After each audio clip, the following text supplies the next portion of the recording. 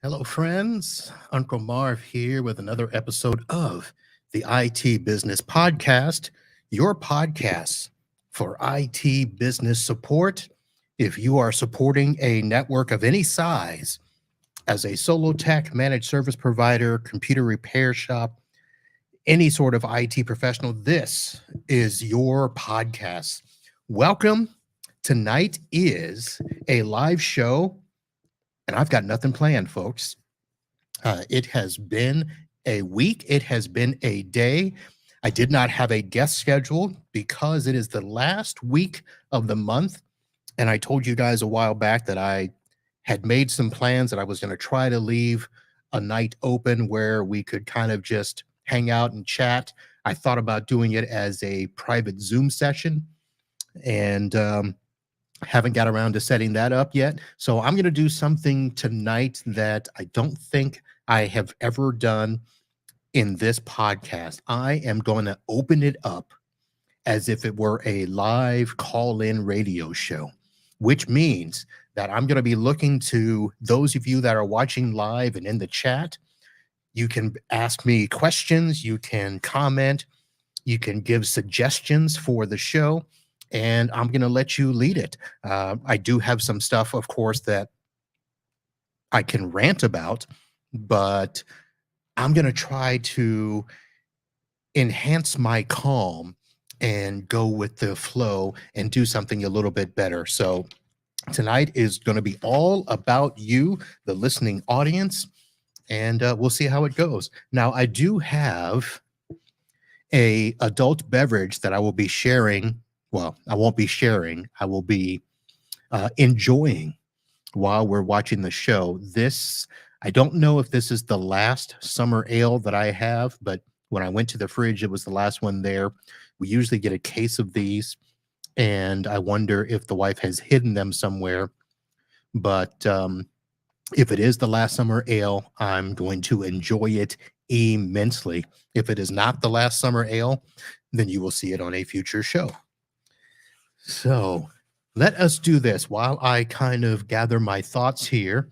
Let me first start by telling you, if you are watching live and you decide that you would like to join in the conversation and you don't want to just throw something in the chat, which the chat is live on both Facebook and the YouTube, or is it YouTube and the Facebook? I don't know. Depending on how much money Metaverse is losing, we'll see which one comes out on top. If you go to itbusinesspodcast.com/live, that will bring you into the green room here on the show. And if I recognize you and if I think you will bring good content, I will let you onto the show and we can chat. You can ask a question.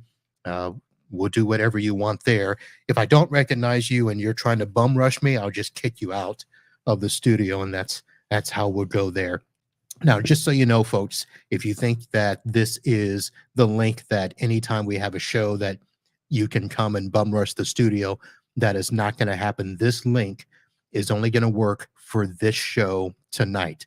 If you go to it at any other time, you're going to end up somewhere else on the internet, and you're not going to end up in the IT Business Podcast. So this link, it's a universal link, and it will change over time, but it will not be coming to this show tonight if you are watching this after the fact or even listening at, say, 2 a.m. or something like that. You're going to go nowhere, but I encourage you to join nonetheless. So that is the link for you to join. And what I also want to do is thank the sponsor of this thank the sponsors of this show. So we're going to do that right now, and I will be right back. You're listening to the IT Business Podcast, the podcast for every IT professional. IT Business Podcast is presented by NetAlly, the #1 ally of network professionals everywhere. Live stream funded by Computers Done Right. And thank you to our partners, Tom Bull, Kyle Kenyon, Clark Stockdale, and Synchro.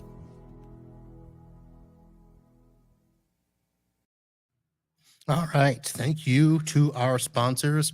And if anybody from Synchro is watching this video, you will see that I spelled your name right correctly this week. So thank you for paying attention and checking up on me. So let's do this. I am going to start with a segment that some of you love, some of you don't, but we are going to go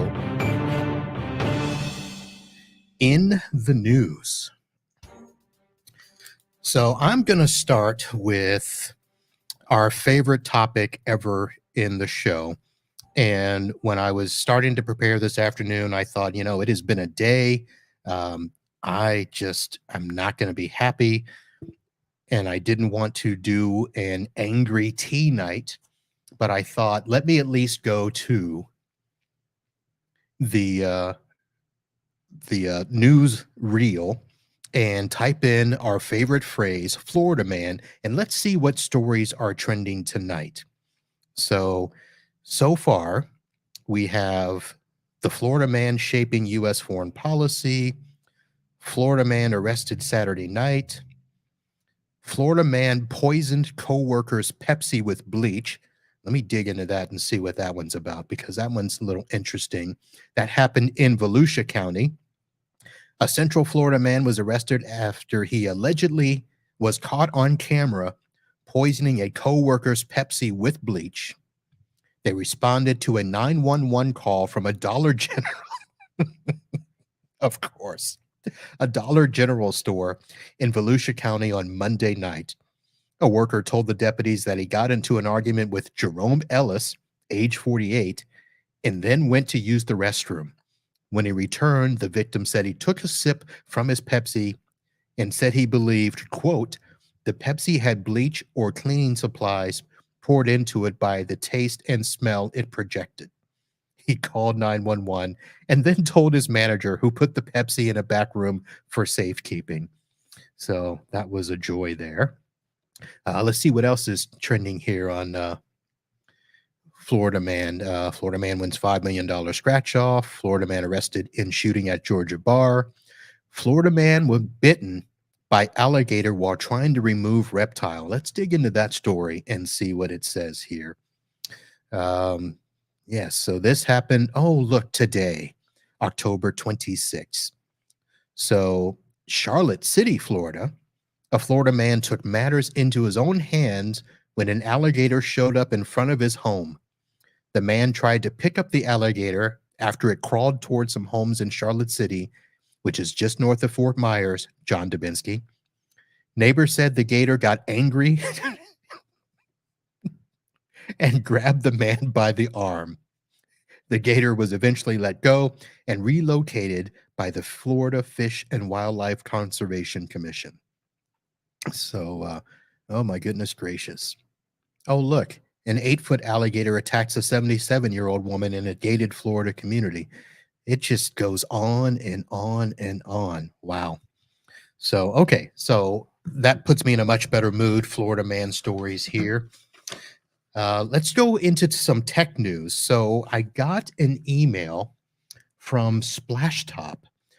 So Splashtop, as many of you know, I had them on the show about a month ago. I had Justin on, who was very enthusiastic about Splashtop and where it is going as they make their way into the MSP world and start to make their product available to us as service providers. So that has been pretty good. I'm actually trialing Splashtop, and I don't know if I can explain the type of trial that I'm doing, except that I'm trialing the business the business Splashtop, which is something that you can set up remote access for your end users. And then I'm trialing the SOS, which is their remote support module, so that if you didn't want to have a full RMM, or if you needed a one-off remote access product for customers that aren't under your dashboard or something, that's what you would do. And I actually set up a link on my website. When people click support, remote support, that's where they go. They go to a Splashtop portal, give me the number, and that's how we're getting in. So I'm trialing them to see how they are. I was trialing, well, I wasn't trialing, I was actually paying for Screen Connect, which is my one-off that I was using. And you may be asking, Marv, I thought you were an Enable SolarWinds shop. Yes, I am. And when I went to go look at their Take Control product to use as a standalone, something happened where it either didn't install properly or I couldn't get the price. I don't remember what it was, but I remember that it was basically a hassle. And if you know me, you'll know that if it's too much of a hassle, I'm not going to do it. So, not to say that Take Control was bad. I actually like it built into the RMM product that I have, but as a standalone, I wasn't able to do that. Screen Connect at the time was easiest. But now that Splashtop is on the scene, they have offered me a pretty nice trial. So I am using that for a few months, and we'll see how that goes. But so they've actually been sending me their press releases. So I feel like, I'm pretty much a news guy, with the IT Business Podcast. So I'll be breaking news from time to time. And today's news is that a Splashtop survey finds that 84% of university students want remote access to computer labs and a hybrid approach to learning. So this was done and released today. Today's students have come to expect flexibility when it comes to learning, according to the latest survey from Splashtop, a leader in secure remote access and support software. So Splashtop surveyed more than 1,000 higher educated students throughout the US and the UK to better understand their remote learning and technology preferences. Results indicate that 84% of university students believe remote access to computer labs is important to their education and could improve their performance. Now, I'm going to skip, this is a pretty lengthy press release, but I'm going to skip and just do a couple of things that I noted. So it's pretty interesting that, of course, we know that bring your own devices is basically the norm now in schools, not just in universities, but, high schools, middle schools. I don't know how many elementary schools have started this, but I know that a lot of the schools here in Florida, middle school students are expected to have either a tablet or a notebook to take to class with them. So that is pretty interesting. There was a note in here where it said, overwhelmingly, students expect the university to provide the IT support that they need. More than 90% of students surveyed said that they expect their university to provide them technical support when they experience issues. And I just want to note that because I think that is something that is happening to us as well in our corporate businesses, the clients that we support, that if a user is working from home, they expect us to provide them tech support for their home device, which I'll be honest, doesn't work if they're not going to pay. And that's usually the debate that I have. I don't know what some of you guys are doing, but our tech support does not extend beyond the corporate network. In fact, I have a couple of clients that don't even want us to touch a home device when they're trying to remotely connect, which makes products like TrueGrid something that is very easy to support because there's nothing technically that we need to do. We just simply send them to the web page. We make sure that their account is all set up. They log in. They do all of that. And if they can't do it, it's just a matter of, they've got to reset their password with TrueGrid. We can provide some TrueGrid support, but worst case scenarios, we send them to TrueGrid. So there's not much that we have to do on that end. For clients that are still using, I guess you would call it the old VPN style. So on our SonicWall clients, we have some that are using the global VPN software.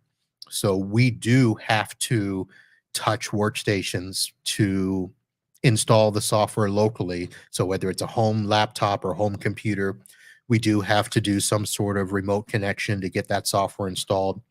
There is a secret passphrase for the VPN that we don't allow for them to see. So we have to install that. There are cases where we'll send them the global VPN client software, let them do the installation. And then when it comes to the passphrase, we remote in just long enough to type in that passphrase and then we get out, let them finish. But in most of the instances, the businesses are they're paying for us to put our management software on those home computers, and for the simple fact of we need to make sure that they're virus free and that they are not um, going to malicious sites and have a chance of getting ransomware or something like that. So they do pay for us to have our management software on those home computers, and that way, if they do need remote support, we're available to help them. So as long as the customer is willing to pay for that, we'll do that. The only thing that we have not run into, which I did run into years ago, is when people had issues at home and they said, well, can't somebody come and check out our home internet? It was a 50-50 toss up whether the business would pay for it or they would say, nope, if it's your home, you pay for it. So those are the types of things that so I just found that article interesting, that the numbers were that high, that students, I mean, I guess we should we shouldn't be surprised that you know students are going to expect that much remote support. It's bleeding into our work life here. So all right, let me take a quick look in the chat here. Patrick, I don't know what this means. I will take Uncle Marv's type of IT sale for 200. So I guess that's the game show aspect of doing the show, where who knows what's going to happen. Hello, Miss Giles. Hello, Mr. Foreman. Oh, Chris Webb here. So everyone talks about Sonic Wall, Fortinet, and WatchGuard. What does everyone in the IT field? Oh, why does everyone in the IT field think you're nuts for using Zyzel? Is there something I should know about and don't? So I can only answer a little bit to that. So I have a buddy of mine here that I've partnered with a couple of times, and he used to rave about Zyzel. And at the time, SonicWall was it. I think at the time I was using Netgear switches, and I did look to Zyzel for a couple of solutions, and I got the product, and I liked it, but I didn't like it. The interface of the Zyzel was kind of wonky, and I mean, we could say that about anything, because once you get used to a UI, you're kind of calling all the other UIs nuts if you don't understand them. So I don't know that that's a fair thing to say about Zyzel, but I don't know, if there's anything bad to say about them. I just know that they are not considered in that top tier when it comes to networking products. Now, I think a lot of that just simply has to do with they are kind of a mid-range brand. And, I would put them, I guess, on the same level as a Netgear, I guess. Netgear, they're up and down for me. Sometimes their products are, enterprise level ready, in my opinion, and other times they're just kind of, the SMB. I know that, I'm using Ingenious right now, and I really don't know where Ingenious fits on the scale. They're not an HP. When people talk about switches, HP is up there. But I know that a lot of the community that, we are involved with, a lot of you are using Ubiquity. And I'll be honest, I can't get my head around Ubiquity. There's something about it. I don't know what it is, and that's not to say Ubiquity's bad. The times that I've looked at it, it just hasn't been for me. So I think it's just a matter of preference. And I think what you might be thinking of, Chris, is that some people, I know that there's a Fortinet snobbiness that I think happens. And, well, maybe I shouldn't have said that. I might offend somebody. But hey, here's the thing. If you're listening to this show, I'm going to offend somebody at some point in time, probably every show. But yeah, so there was a time when I was looking at Fortinet, and I got kind of a little a snobbinish attitude back, where, well, we'd go to, SonicWall and we always have issues, but, went to Fortinet and all the issues went away. And that may be true, but I don't know what I what I really think about that. So to answer your question about the Zyzel, I don't know that there's necessarily anything that you should know that you don't, but that's my experience. Looks like Matt responded here. I haven't looked at them in years. Do you consider them a full UTM firewall? Now, I can't answer that as well. I've never looked at Zyzel as an actual firewall device. I only looked at them at switches. So that's all I can say about that. I'll probably say the same thing about them. Well, actually, no, I can probably say more. So I just sent back um, 2 units. And as many of you know, we had Up Level Systems has been on the show for the last couple of years. And I've gone through a couple of units trying to demo those. And the first one I sent back after, I think, 2 weeks. And it was just something where it just it just didn't fit for me. So I consider Up Level and Calyptics probably the two products that are, if you are starting out as an MSP early on and you have not committed to a product and you're looking for an MSP friendly appliance and package and offering, uh, I would say those are some good choices. They are not in the same level as a Sonic Wall or Fortinet, um, or a WatchGuard. They're just not, but they are good in my opinion for those smaller businesses. And I would say, you know, I'm going to say 10 users or less, but I know that there are people using them in, businesses with a lot larger numbers. But from what I looked at in using it, they are really good if you just want to put something in, firewall as a service, and know that it's going to be supported remotely. The cloud options that are in it are manageable by both you and the providers at Uplevel and Calyptics. They update their stuff on a regular basis. And I don't want to say that they're foolproof or idiot proof, but there's not a lot of features that you're going to be able to dig deep into and change on your own. And that was one of the things that I told the Uplevel folks when I returned my units is they're good, solid units from what I can tell, but the things that I like to do on a granular level, I couldn't do.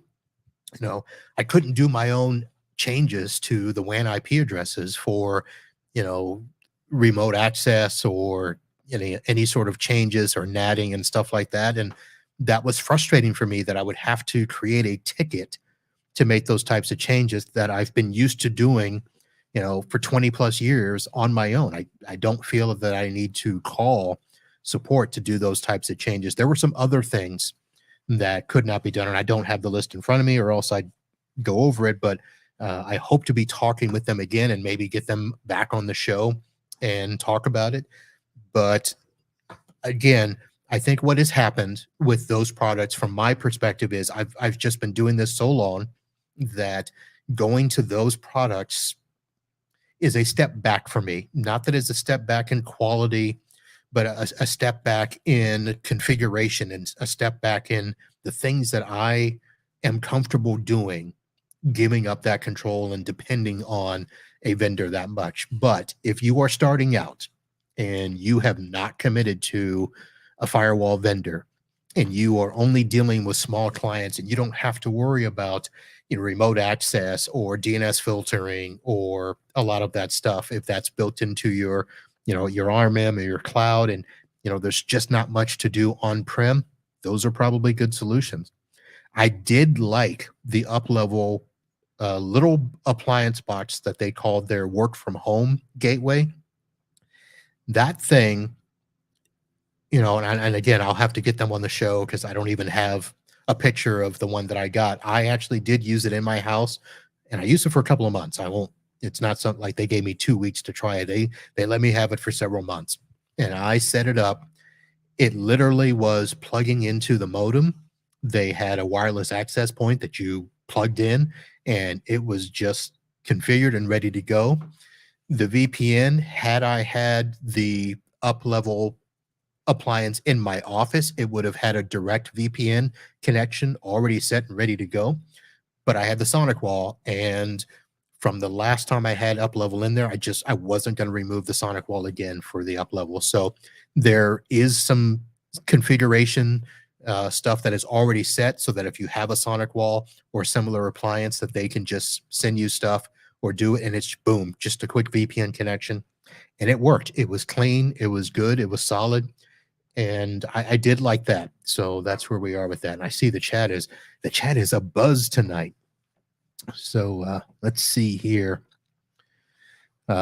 Chris responds, I'm assuming this is in response to the Zycel. They have a UTM, and they are really pushing what they call an ATP that is a lot more security. All right, great.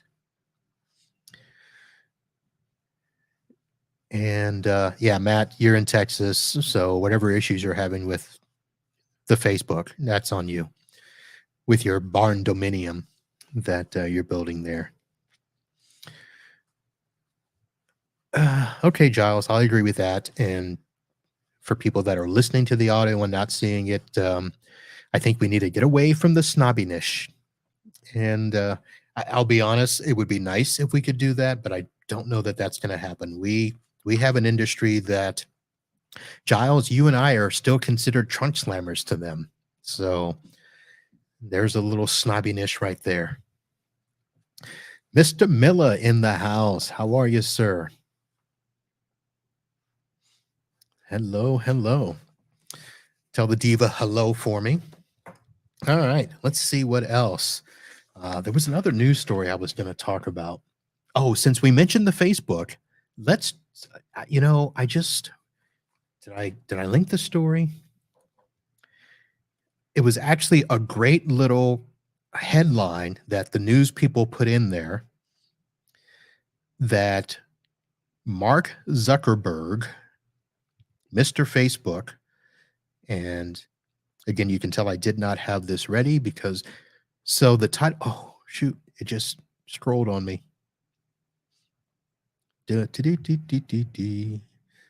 is going to be great for audio, and it disappeared. So let me go to my link here. So the story that came out earlier today, it's about 3 hours ago as we get into the show here. Facebook and Mark Zuckerberg just raised a giant middle finger to Wall Street. The company says its metaverse business will lose even more money next year. Now, this is a report that so far this year, it has lost more than $9 billion on Reality Labs, which is the segment of Facebook that does everything metaverse. So 4 billion of that was in the third quarter alone. So just ending September, they lost $4 billion. And this is after they lost 10 billion in 2021. And there's obviously no signs of stopping because they think that they'll lose even more money next year. So I don't get this whole thing. And I'll be honest, I don't understand the metaverse. I don't do VR, virtual reality. I don't know that I want to.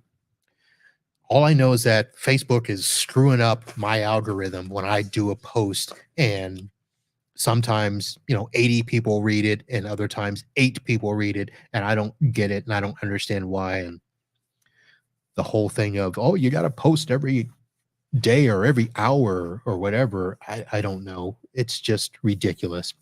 But I do know that Wall Street is not enjoying this, and shares of Facebook fell 18% yesterday in after hours trading to their lowest level since 2016.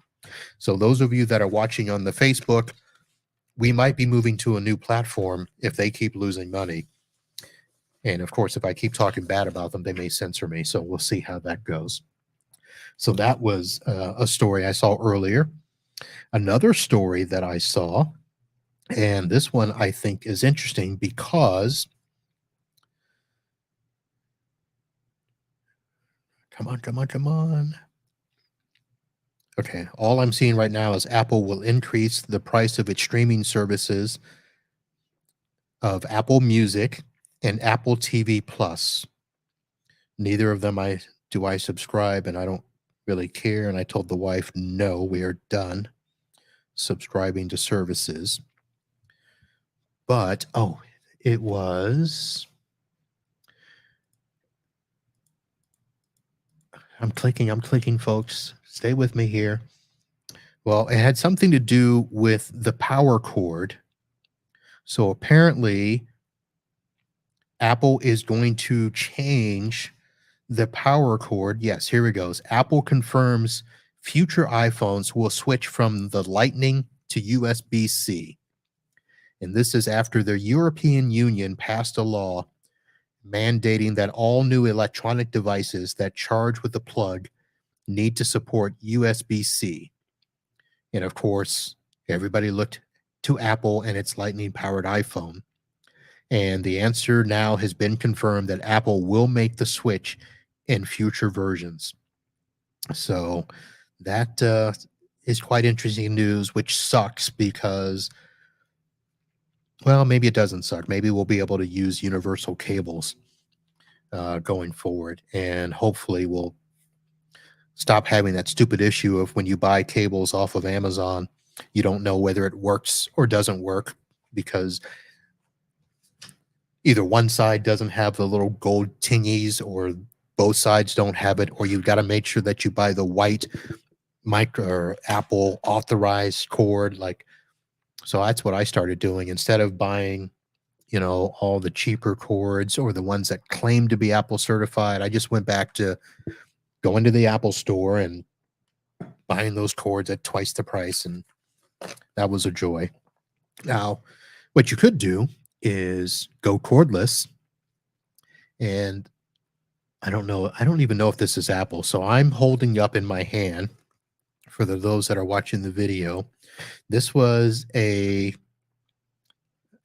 earbuds that were provided at the last ASCII conference, and this is the way to go. I think most people are. So I think they're knockoffs. They have to be obviously fake. I don't know how much the Apple earbuds cost, but they look like the Apple earbuds. It is the white thingy. They feel kind of cheap. I won't say who the vendor was because I don't want them yelling at me and they may call me. But I use the Bose SoundSport, which they are wireless, but they are connected so they can't fall out of the ear like these earbuds.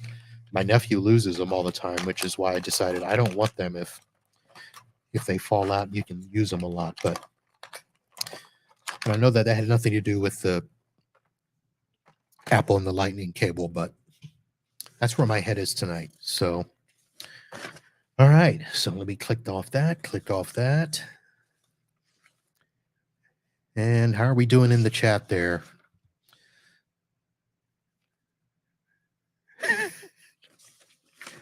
Giles can't type on an iPad. That's what you get for watching the show, sitting in front of the TV and fireplace at the Giles compound there. By the way, I know I did not say this, Giles, but you have a fantastic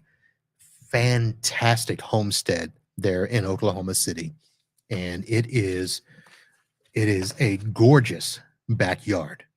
The pool area, the outdoor kitchen, the lanai, the big open space in the yard for the kids to play ball, even though they're no longer young. Folks, if you ever get a chance to visit Oklahoma City, stop by the Giles compound there, the homestead. It is a gorgeous house. I took pictures but didn't post them out of respect. So, all right. So let's see.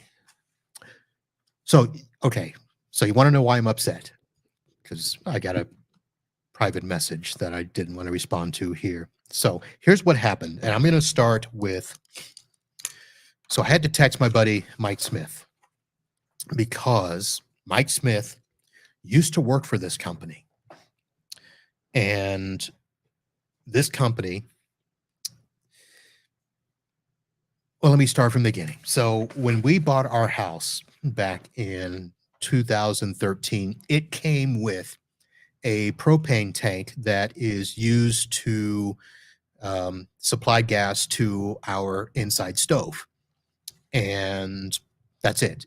Now, it's a big propane tank and it sits out back behind our bedroom, literally outside the window.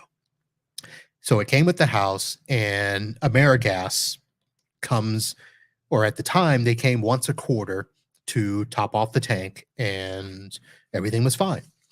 And then they started pushing it back to once every 6 months. And now, granted, it's a big tank, and all we're doing is using for the stove. And it probably didn't need to be filled up more than once a year. And so for the last, whatever, 9 years, everything has been great up until this year when the guy showed up at the beginning of September and said, "Oh, there's something wrong with your tank. It's too corroded for me to refill. So we're going to have to come back and fix that or change out the tank." Okay, no big deal. So meanwhile, remember, tank is right outside our bedroom. Could be leaking gas because of corrosion. So they never come back out. So a couple of weeks we call them and they say, "Oh, we're sorry. We'll be out there." Schedule an appointment for September 28th. Nobody shows. Call them back. Schedule for, I don't know, October or something. I think I was in Dallas when they were supposed to come out. No show. So I'm a little upset at this point. And so I called them again last week and I asked to speak to a supervisor. So I get a supervisor and I explain the situation that, you came out to refill the tank. It didn't get done. They were supposed to get back to us. We have a faulty tank. You're supposed to replace it, but nobody showed up. Nobody's called or anything. She's like, "Okay, well, let me get your account information again," which upsets me. It annoys me that they have to keep asking for that.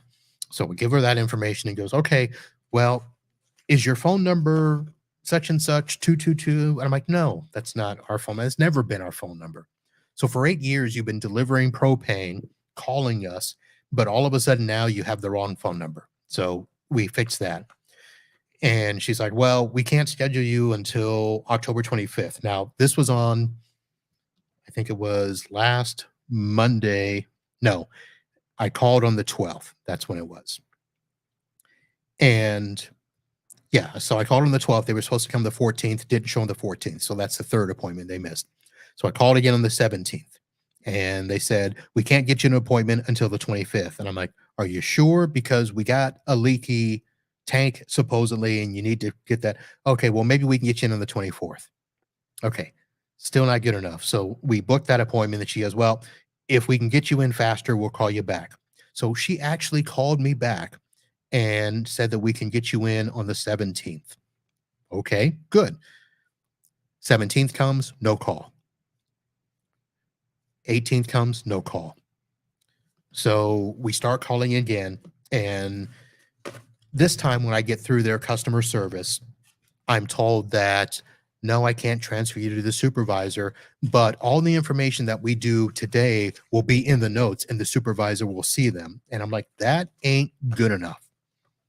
I said, "I don't know if the tank is bad. I don't know if it's leaking. I don't know what that means, but for over a month, you guys have said you were going to come out and take care of it and you haven't. And if I don't get service taken care of, you can consider this canceled." "Okay, sir, hold on 1 minute, please." So I don't know, 5 minutes goes by and I'm waiting and I'm waiting and I almost hang up. And then she comes back, "Mr. Marvin, are you still there? We're so sorry. I will take care of you." I'm like, "Okay, you said that 20 minutes ago." So to make a long story short, AmeriGas sucks. Sorry, Mike. And they're supposed to come out tomorrow. And if they don't, we're going to be calling some other company called Forever Gas or something down the road. Their offices, they actually have a thing 2 streets down. And I was trying to be good. I mean, if you guys are listening to the podcast in order, we just had a great podcast yesterday. episode number 451 with Lisa Shore, Shore Success, talking about personal brand and how people react to, how you look, act, and sound. And Amerigas certainly did not look, act, and sound like they were going to be my helpers. And those, I,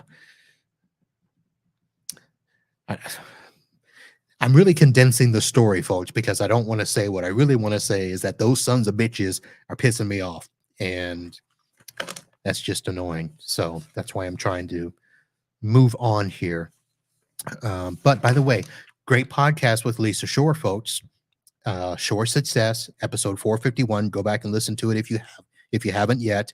She will be back on again soon. We were supposed to meet in Orlando for the IT Nation conference, but I'm getting so busy with projects that I just said I just can't take off another 2 or 3 days and spend all that money up there when I should be down here taking care of my clients, personal brand, doing all that great stuff.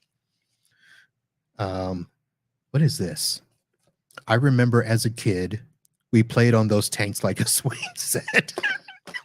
Who cared if we went boom? Yeah. As kids, it's one thing, but the wife isn't so keen on it. I think she gets frustrated. She hasn't been sleeping. Probably because she's worried about this tank possibly exploding in our bedroom behind us. So that's one reason I'm trying to take care of this because, as they say, happy wife. So for those of you listening by audio, I'm taking a sip of my Sam Adams Summer Ale.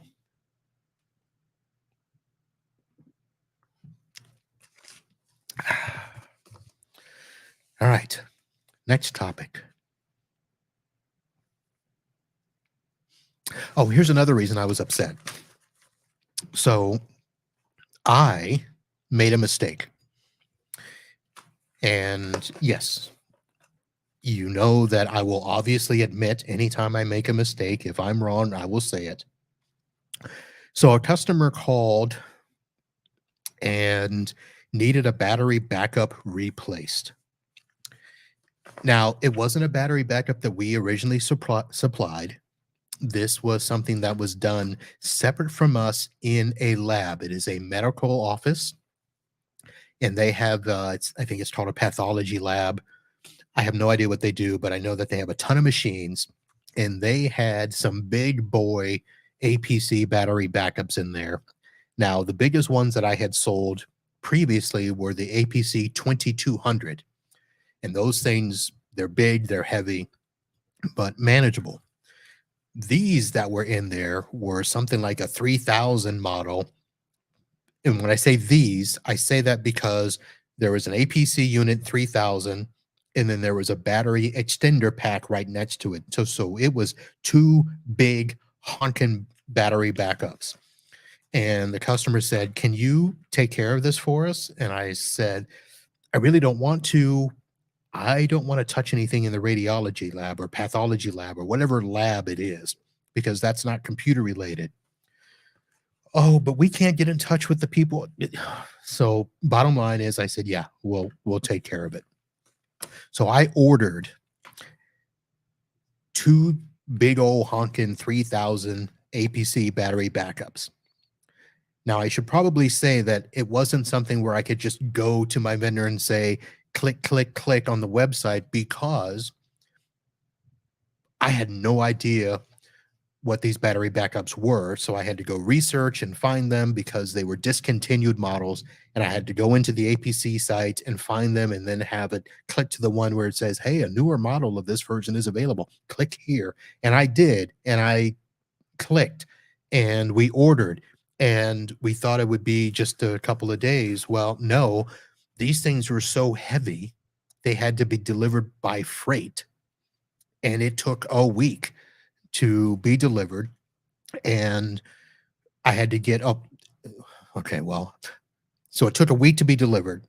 And it was a two-person job because these things were heavy. I didn't know how heavy it was until I came back. But before I came back, I had to get the old battery backups out. And that's when I realized I ain't picking those things up, because those things were probably as heavy as me. And if you ask me how heavy I am, shut up.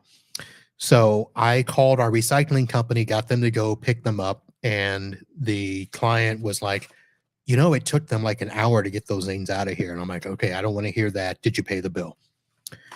So the FedEx freight people drop off the battery backups and leave them for me to go install. So I go there and I'm thinking like the 2200s, yep, I can move those. I'll sweat a little, but I'll move them.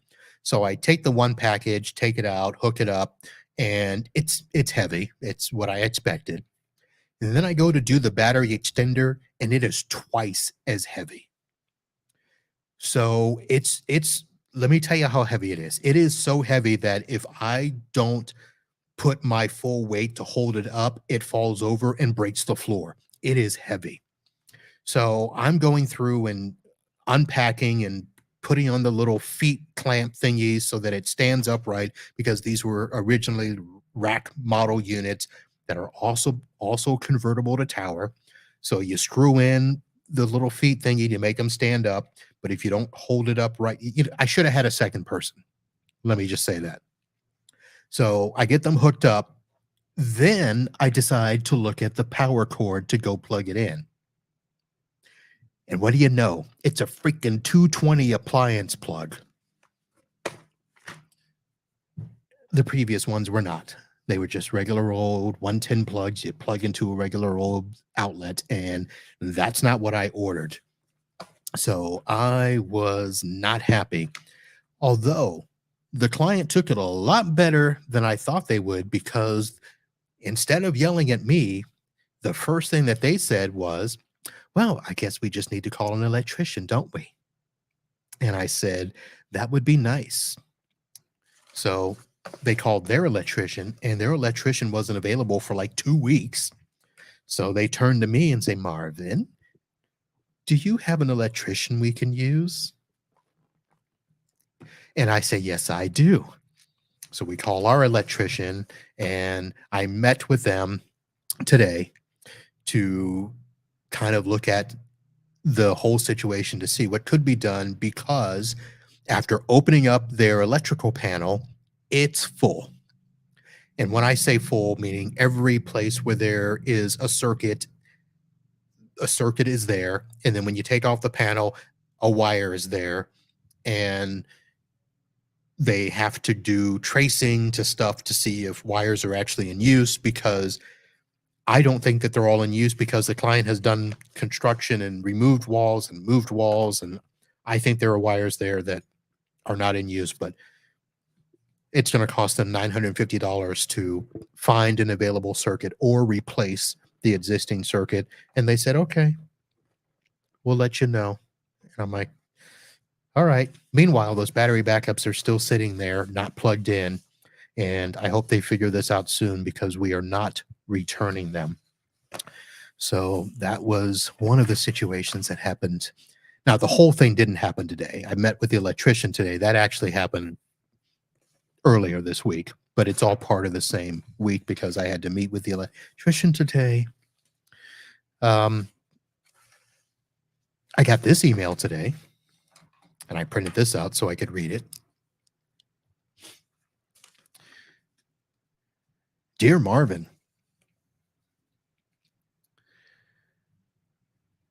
please respond. I have shared this multiple times, and now I'm just asking you to tell me we can disregard this. And you have, oh no, that was something else. Oh no, it's part of the same email. This is, I was frustrated because I didn't know what this person was saying. So this was actually a response email from a previous thing that we did like 2 months ago, where they had to certify the firewall with WorldPay WAF security requirements for its platform.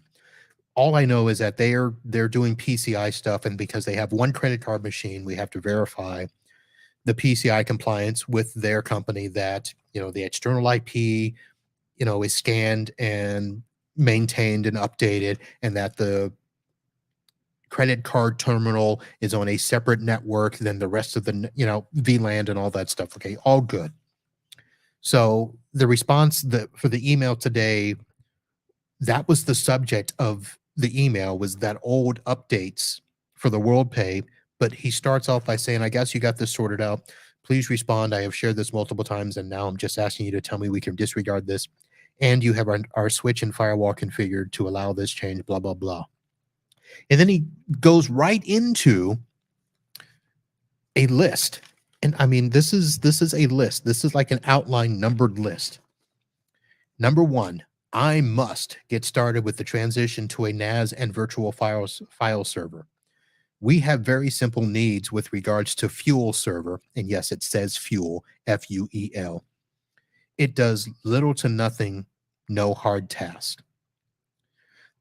I'll explain in a minute. Number two, we have it to maintain a network and connect the office margined, and it is largely used to create a shared place for all important files to be routinely backed up. Number three, we were presented with this exact idea by a person at Dell who consulted with us at least 15 plus years ago when we had a dilemma of both a in-store files server and a cabinet with a multitude of servers, including web and SQL.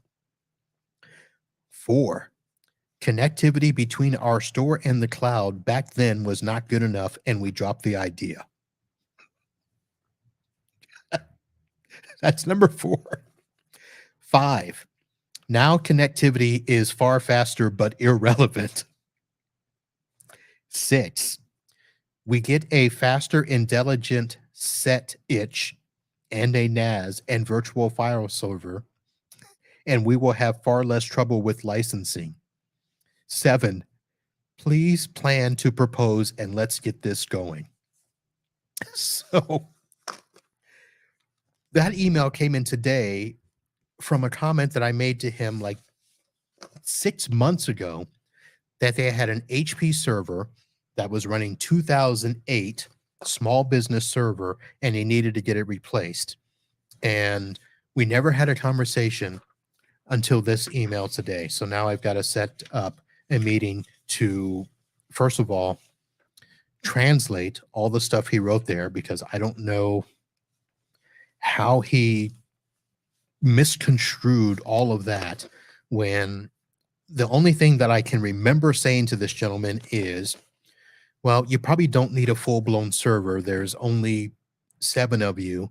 2 of the machines are actually cash registers that go to the cloud. And there are 4 machines in back that are dedicated as graphics machines for them to create. I can't tell you what the business is, but basically they create advertisements and posters and websites for parties and that sort of stuff. And then 3 of them are admin stations, and all they do is Word, Excel, and QuickBooks. So I probably did say, yeah, we can put a Synology server in there and throw QuickBooks on a virtual server. But I have no idea where websites and SQL and Dell and all of that came from. Here was another email today. Getting a lot of complaints about saving documents and email records to TM, which is Time Matters. Did the server restart last night, and or did something happen? So I respond that no, the SQL server had not restarted last night. In fact, it hasn't been restarted for a month. And no, I've not seen any alerts on the server. But I see that you're logged in. And so the response is, I've been logged in for days. I have to reset the Time Matters Juris link on Matters pretty frequently, so I leave it open. Can we restart it tonight? So that was an email today. Here was a ticket for me today. Hey, Marvin, our email isn't working. Can you please fix?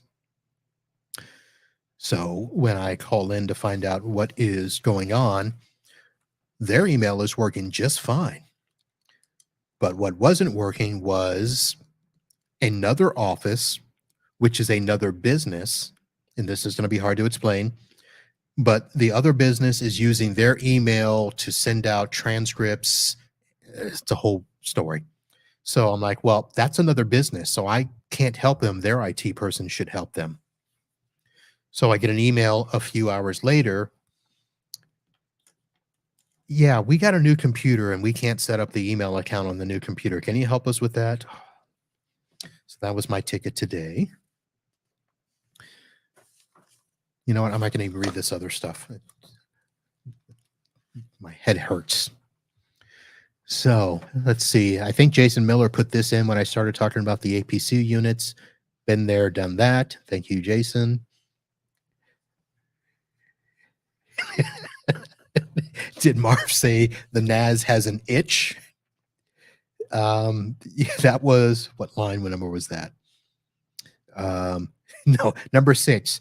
We get a faster, intelligent set itch and a NAS. So I'm assuming he misspelled switch, but it is the word set and the word itch. We get a faster, intelligent set itch and a NAS and virtual file server, and we will have far less trouble with licensing.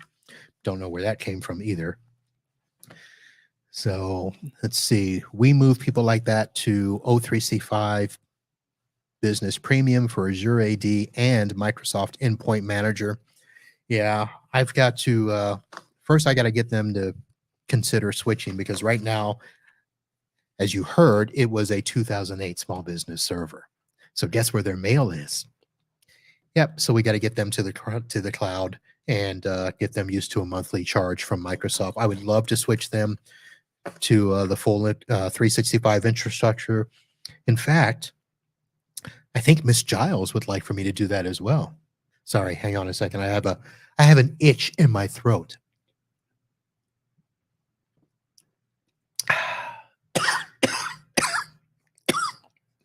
Yeah, I drink about once a month. That's the way that goes.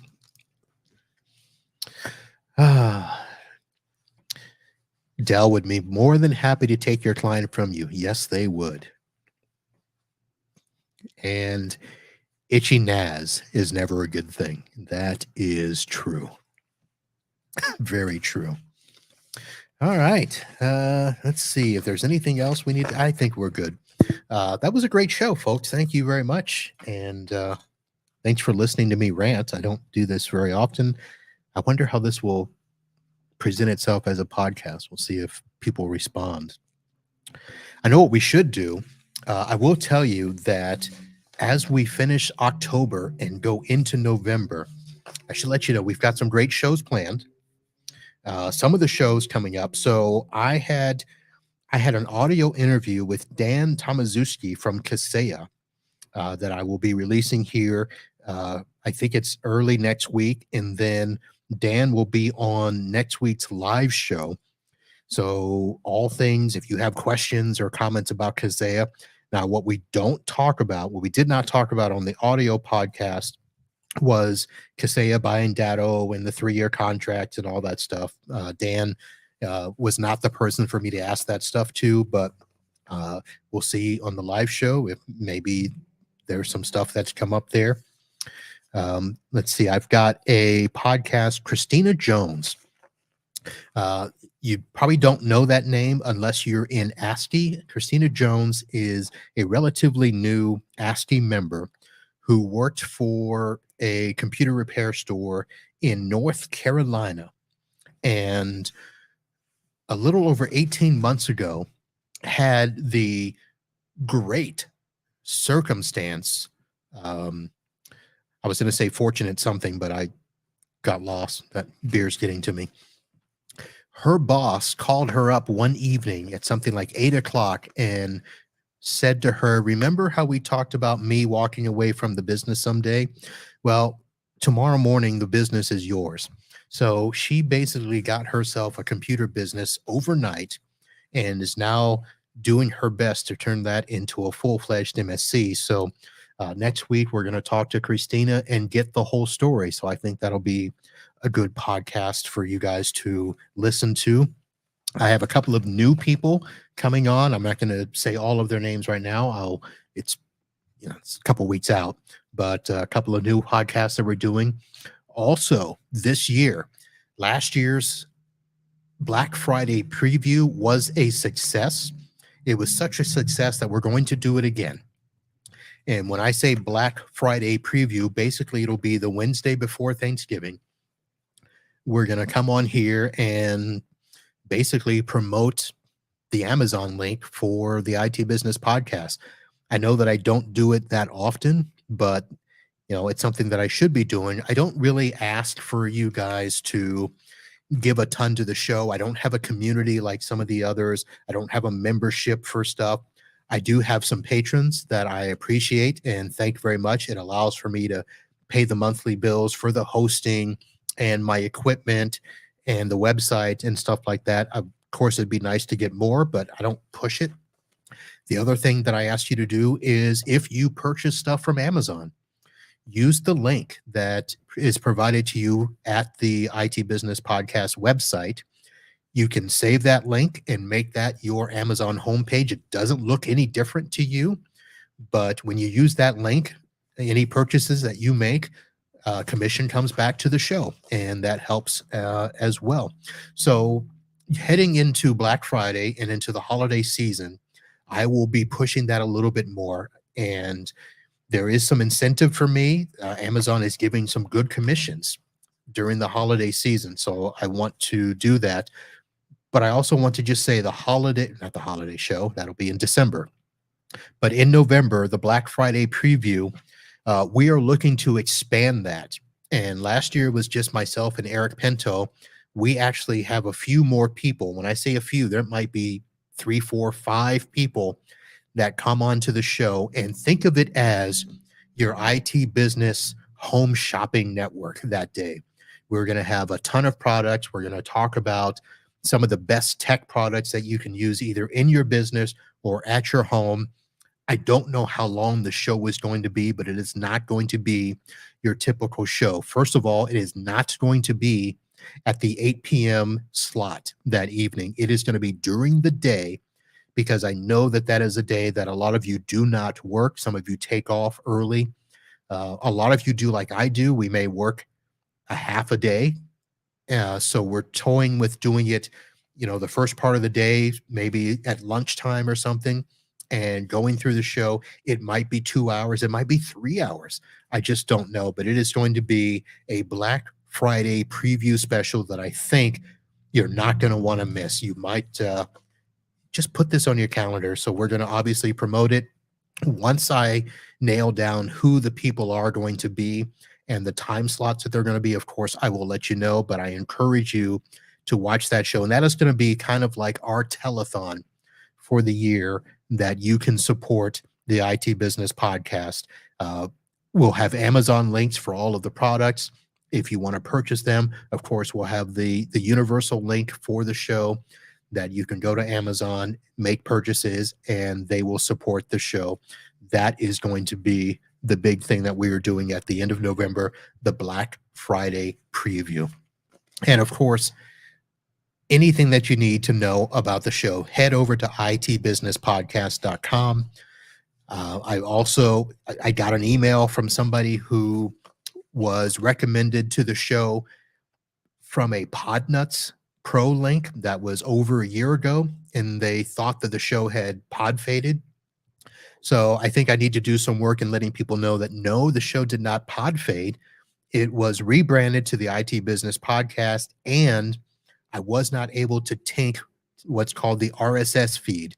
So the actual location on the internet of where the show is, the Podnuts Pro link is still at Podnuts Network. No issues with Door and the Podnuts group. Still talk to them, still, on good terms. Don't think that anything happened. But when I decided to move the show away and make it the IT Business Podcast, I had to create a new link, a new RSS feed. I did bring some of the Podnuts Pro shows over. So if you go back and look at some of the early episodes on the IT Business Podcast, they still say Podnuts Pro. If you go to podnutspro.com, it will switch you over to itbusinesspodcast.com. But I think I need to do a better job of letting people know that the IT Business Podcast, if you cannot find the show when you go to your, podcatcher like Spotify or Google or Amazon or Crankcast or whatever, go to itbusinesspodcast.com. On there, you're going to see all of the links to all of the places where you can get the show on your phone or your tablet in your car. So if you go to that website first, you'll be able to click on Apple. You'll be able to click on Google. It will take you to the page. We are active on all of these pages. Apple, Google, Spotify, Amazon Music, iHeartRadio, Pocket Cast, Overcast, Castro, Stitcher, TuneIn, Player FM, Castbox, Podchaser, and then, of course, the RSS feed itself or the YouTube. So all of those places are where you can click subscribe or follow, whatever term they're using right now. And you can always be notified when a new show gets released. Remember, the IT Business Podcast is not just the live show that I do on Wednesdays. We are releasing audio shows at different times during the week. No, I can't make them a regular basis because we're just not there yet. Maybe as the show grows, we will. If you guys continue to support me like you've done tonight in this past year, it could actually happen. I do need to probably say this, and I keep knocking myself all the time that I don't say thank you enough for the support that you've given me in keeping this show going. I know the beginning of the year was rough with the way that it started out, with the family issues and stuff. I had to take some time off, so that was not a good time for that to happen. But is it ever a good time for a family member to get a cancer diagnosis? No. But we did it. We came back. We're doing all these things. So I plan on having some great shows. I do have some other ideas. We still talked about the book club, and we talked about some other things that we'll see how they get going. But got to take care of the family, got to take care of my business, and the podcast will be sometime after that. But that's it. I think we're through for tonight. Thank you all for hanging out and contributing to the show. Thank you for listening to me rant. As I mentioned, we will be back next week with Dan Tomaszewski from Kaseya, and then we'll have an audio podcast from Christina Jones released, and then a couple of other very special shows with some new guests and friends of the show. So that's it. Thank you for hanging out. And let me go back to my thing here. There will obviously be no post show because it's just me. Yeah, that happened. Okay, we are ready. As the motorcycle streams by. Thanks for watching, Shotes. Thanks for downloading, subscribing, and listening. We'll be back soon. And until then, holla.